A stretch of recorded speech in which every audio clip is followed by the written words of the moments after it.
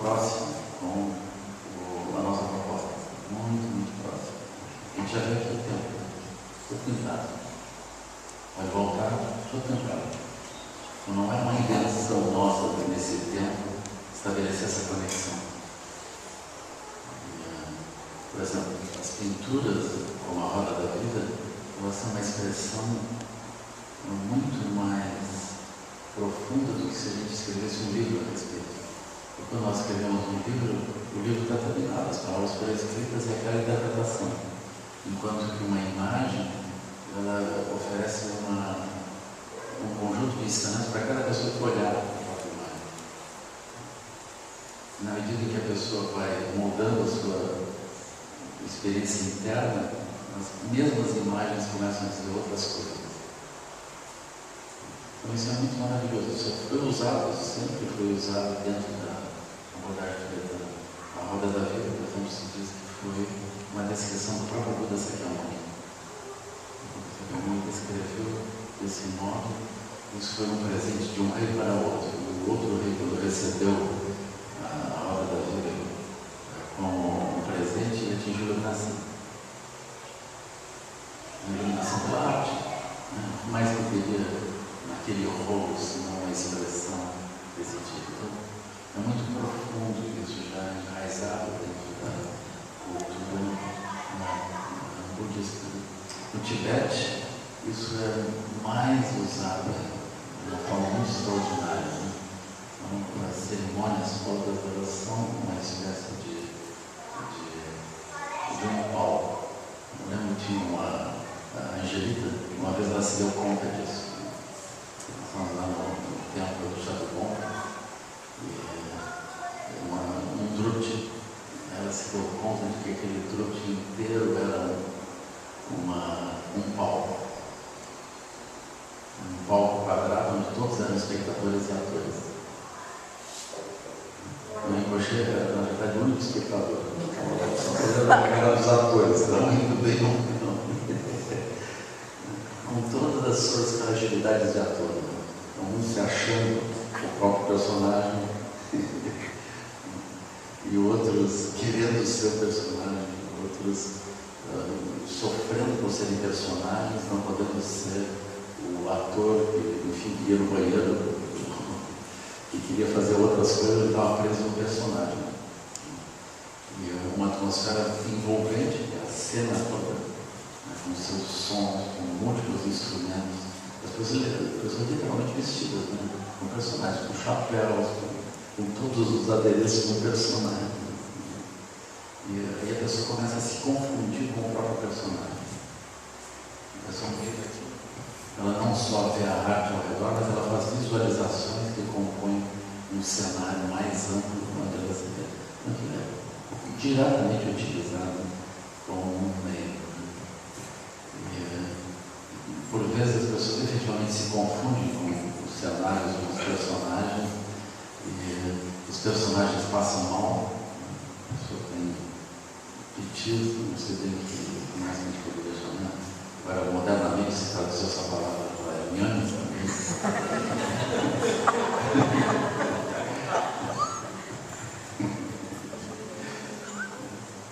gente está brincando com o tibetano, né? Nhame. A palavra mais próxima da língua portuguesa é Nhame.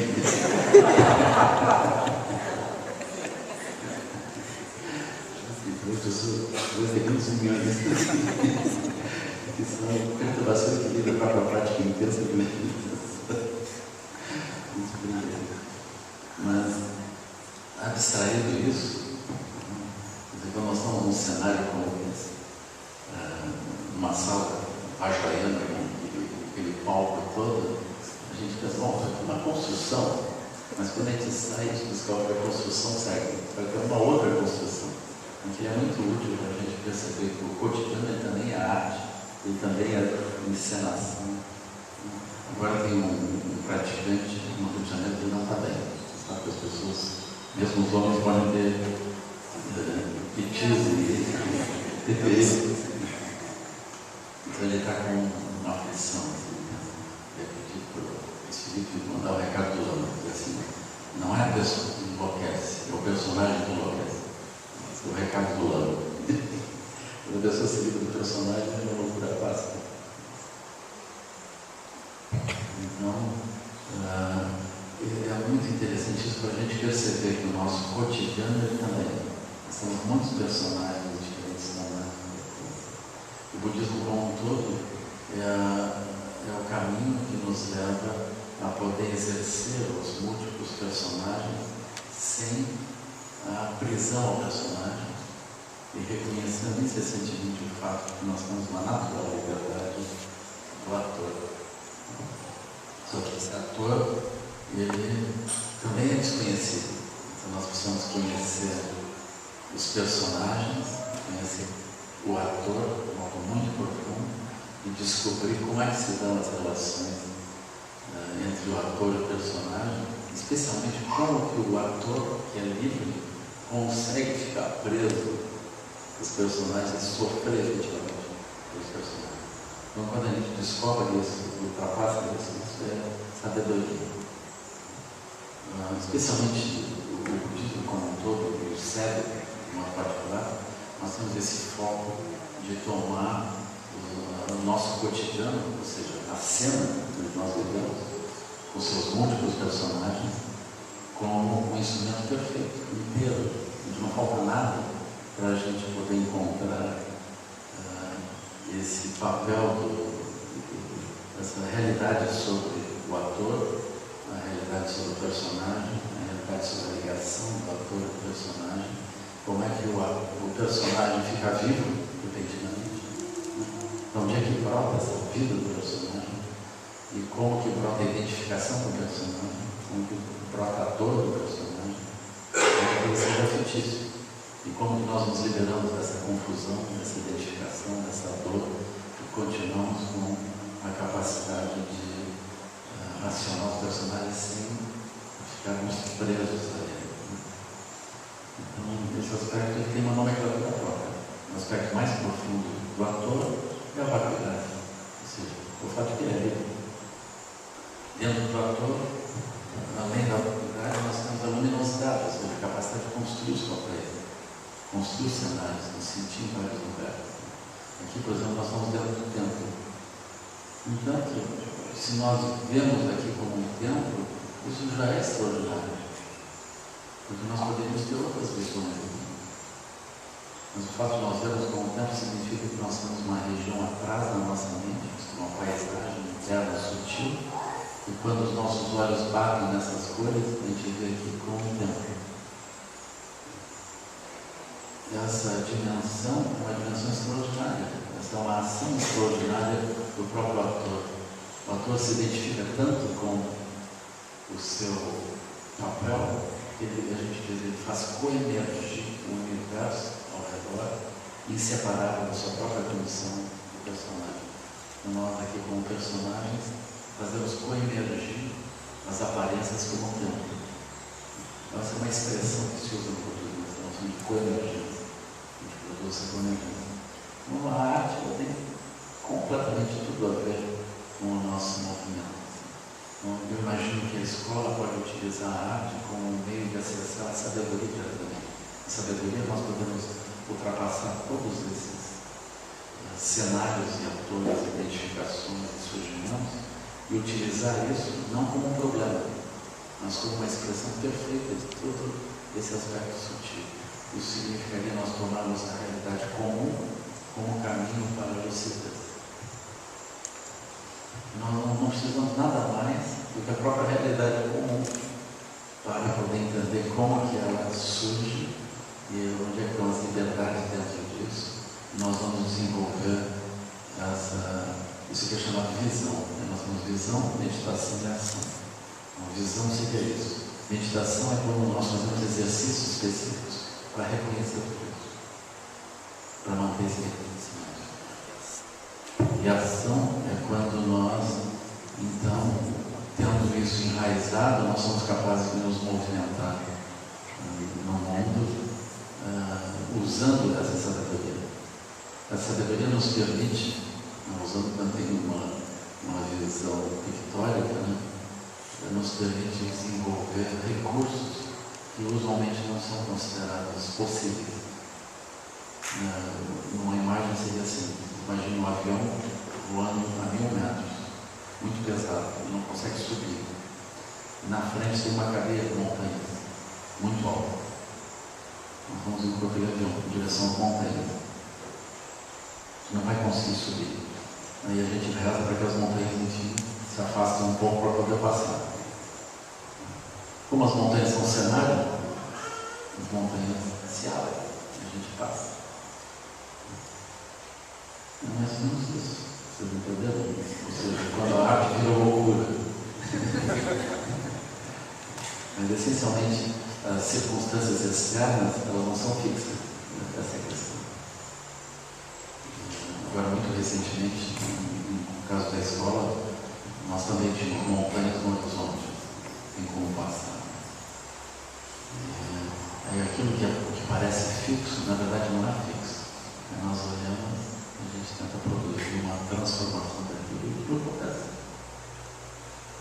Então esses são recursos que vêm a partir dessa noção de que a realidade ela coemerge com os nossos olhos. E aí nós temos esse recurso de ajudar a coemergir, não só com os nossos olhos, mas com os olhos das pessoas em geral. Agora nós pensamos assim, na sociedade como um todo, nossa cultura nesse momento, é como um avião voando baixo com um baixo. Nós vamos conseguir ultrapassar os obstáculos ou não vamos? Com certeza, não vai ser pelo poder do avião subir. Nós não estamos precisando de mais tecnologia, mais poder. Nós estamos precisando de afastar aquelas montanhas. Ou seja, a realidade, ela pode se transformar, ela pode ser olhada com outros olhos. Uma forma de olhar a realidade com outros olhos é imaginar que agora é um tempo especial, onde nós vamos poder fazer as transformações necessárias, internas e externas, para que a humanidade atinja um outro patamar. Não é que a gente tem obstáculos, é que uma forma de visão chega a um limite.